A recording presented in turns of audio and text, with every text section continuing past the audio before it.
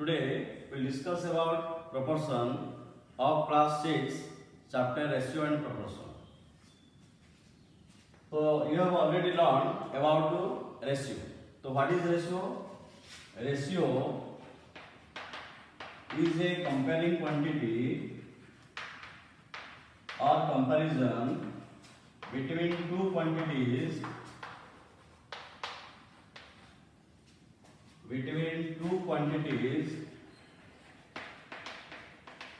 of the same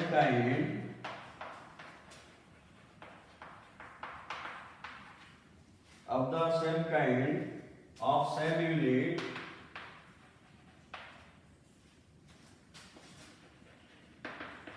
by division. You remember it? It is a comparing quantity by division. So we can compare by also difference, by also division. So in this video we will learn about proportion. So what is proportion? If two ratios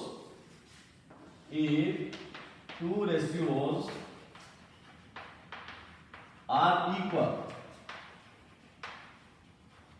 or I mean to say equivalent,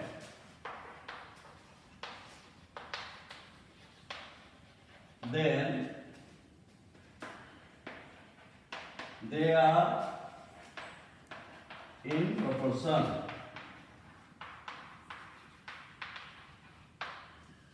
So already you have learned about equivalent ratios. So if two ratios are having the same value, then they are said to be in proportion. So what do you mean by proportion? Let me give you one example. Sachin and Saurabh, they went to market to purchase a packet of toffees. Okay. So Sachin and Saurabh went to the market to purchase a packet of toffees. Sachin gave rupees 20 and Saurabh gave rupees 30. As the cost of the packet of the toffees is rupees 50. So Sachin contributed 20 rupees and Saurabh contributed 30 rupees. And the packet contains 20 toffees.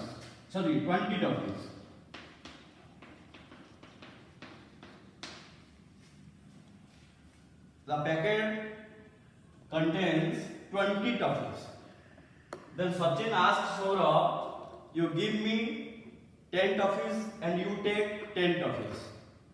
But Saurabh is not agreed to his suggestion. He said, as I have contributed more, so I have to get more toffees than you. Now we will say the ratio of their contribution is 20 by 30. This is the Sachin's contribution and this is the contribution of Saurabh. So what is the ratios? Now 2 by 3, that is equal to 2:3. So Saurabh said it cannot be equally divided between you and me. Not 10-10. There should be other quantities. Okay. So Saurabh said you will have 8 toffees and I will have 12 toffees. As I have given more rupees, so I should have 12 toffees and you should have 8 rupees. You see, so what is the ratio of the toffees? Now 8 by 12, that is also 2 by 3 is equal to 2:3. As the ratio of the contribution is 2:3, the ratio of the toffees is also 2:3. So who is correct, Sachin or Saurabh? Obviously Saurabh is correct because both the ratios are equal. So they are said to be in proportion. So now what are the quantities? Now rupees 20, rupees 30. The number of chocolate 8 toffees and number of toffees 12. You see the ratio of the first two quantities. So 20 by 30. If you bring into simplest form, then it becomes 2 by 3. the ratio of the toffee is 8 by 12. If you bring into, convert into simplest form, this become also 2 by 3. So, these four quantities are said to be in proportion. Did you understand? So, if two ratios are equal, then they are said to be in proportion. So, symbolically, we can say that if A by B is equal to C by D, that means if the ratio of A to B is equal to ratio of C and D are equal, then A, B, C and D are said to be in proportion.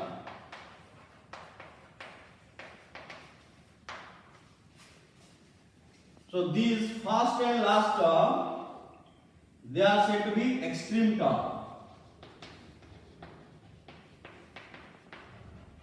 And their place are extreme, extreme left and extreme right. And B and C, they are called mean terms. So if you cross multiply these two, then you are getting A into D is equal to B into C. A into D is equal to B into C. So what are A and D? Now they are extreme terms. That means product of extreme term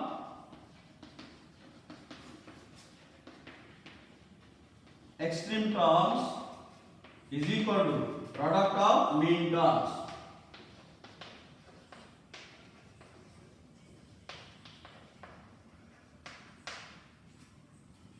Keep in mind, if product of extreme terms is equal to product of the mean terms, then we can say that the four terms are in proportion. Let me give you an example.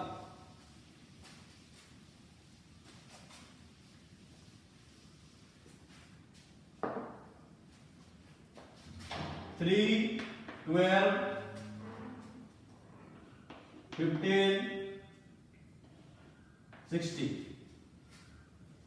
I have to check whether they are in proportion or not. Okay, so there are two methods. Okay, if you find by ratio, that means the ratio of the first and second term, that means 3 by 12, that is equal to 1 by 4. The ratio of the third and fourth term, 15 by 16, that is also equal to 1 by 4. As both the ratios are equal, then these four quantities are said to be in proportion. In another way also, we can verify whether these numbers are in proportion or not. What are that? The product of the extreme term. So what are the extreme term? Now 3 into 60. 3 into 60. That is equal to 180. Then product of the mean term. What are the mean terms? 12 and 15. So 12 into 15. Here also you are getting 180. As both are equal, then we can say that 3, 12, 15 and 60 are in proportion. Let me take another example.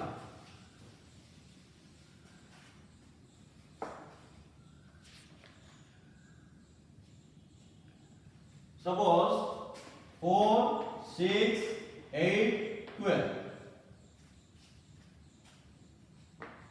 4, 6, 8, 12. Okay. So there are two ways to verify whether these are in proportion or not. First is finding the ratio of the first and second and third and fourth. So find the ratio of first and second, 4 by 6. If you convert into simplest form, this becomes 2 by 3. Did you understand? Next, third and fourth, 8 by 12. That is also 2 by 3. As both ratios are equal, then they are said to be in proportion. They are said to be in proportion. What is the other way? The product of the extreme term. So what are the extreme term here? 4 and 12. Very good. So what is the product of 4 and 12? You are getting 48. What are the product of the mean term? 6 and 8. So that is also 48. So as product of the extreme term is equal to product of the mean term, they are also said to be in proportion. So did you understand? So if two ratios are having equal values, or in other words they are equal or equivalent, then they are said to be in proportion. Okay, let me take another example.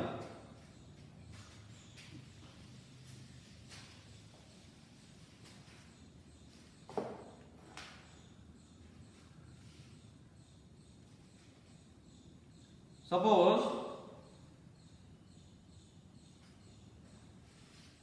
15, 45, 50, 120. I have to check whether they are in proportion or not. Okay. So what to do? First by ratio. So ratio of the first and second term. 15 by 45. So what is the simplest form? And this becomes 1 by 3. Am I right? What is the ratio of the third and fourth term? 50 by 120. If you cancel by 10, this gives you 5 by 12. So as 1 by 3 is not is equal to 5 by 12. You see, the ratio of the first and second term is 1 by 3. And the ratio of the third and fourth term is 5 by 12. So 1 by 3 is not is equal to 5 by 12. So they are not said to be proportion. So symbolically it is written, okay, 15 is to 45 not is equal to 50 is to 120. Did you understand? 15 is to 45 is not is equal to, that means they are not in proportion, 50 is to 120. In division method also we will check. This is the ratio, multiplication method. So what is the multiplication? Now product of the extreme. Product of the extreme. So 15 into 120. Product of the extreme. What is the result? 12 5 ja 60, carry 6, 12 1 ja 12. So this becomes 80. Now 45 into 50. This is the product of the mean. You just see 0, 5 5 ja 25, 2 5 4 ja 20, 22. Are they equal? No. Then they are not said to be proportion. Okay. So how to write two ratios are equal if they are in proportion? I am writing if A by B is equal to C by D, then it is written A is to B is equal to C is to D, or A is to B is to C is to D. It is read as A is to B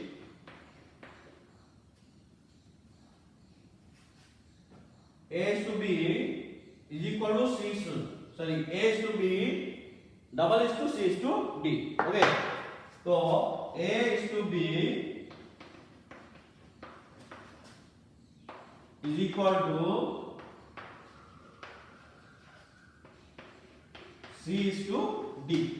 It is read like this. A is to B double is to C is to D, or A is to B is equal to C is to D. Okay. So did you understand? So this is about the numbers. Like that, if there are four quantities, okay, and the ratio of the first and second, okay, or the first and second ratio is equal to ratio of the third and fourth, then they are also said to be in proportion. Okay. Next, continued proportion.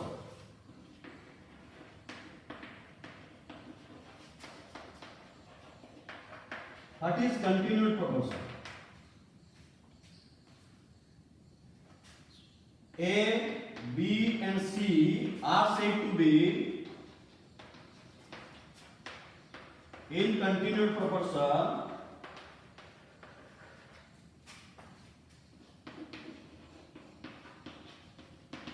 if Same rule. A by B is equal to B by C. This is not in your book, but you should learn about this continued proportion. So there should be three quantities. So A by B is equal to B by C. Okay. In other words, we can say that B into B is equal to A into C. So B square is equal to AC. You will study about square term, okay, in higher classes, that is in 8th class. But you should learn that the product of the first and the last term should be equal to product of the second term. Product of the second, 2 times of the second term. So B into B is equal to A into C. Proportion. So in proportion there are 4 quantities or 4 numbers, and in continued proportion there are 3 terms or 3 quantities, A, B and C. Okay. So A by B is equal to B by C. Let me give you some example. For example, 5, 10, 20. You see there are 3 terms. 5, 10, 20. So 5 is called the first term, 20 is called the third term, and 10 is called the main term. Okay. So if product of the first and last term, first and the third term, 5 into 20 is equal to 100, and 10 into 10 is equal to also 100. So as the product of the first and third term is equal to the square of the middle term, then they are said to be continued proportion. Can you give more example? Okay, you see, suppose 2, 4, 8. 2, 4, 8. Now you see 2 into 8 is equal to 16. 4 into 4 is also is equal to 16. So 2, 4, 8 are said to be continued proportion.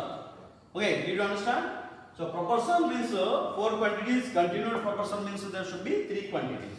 One quantity, that is the middle term, should be repeated. Okay, one should be in the denominator and another B should be in the numerator part of the second decimal.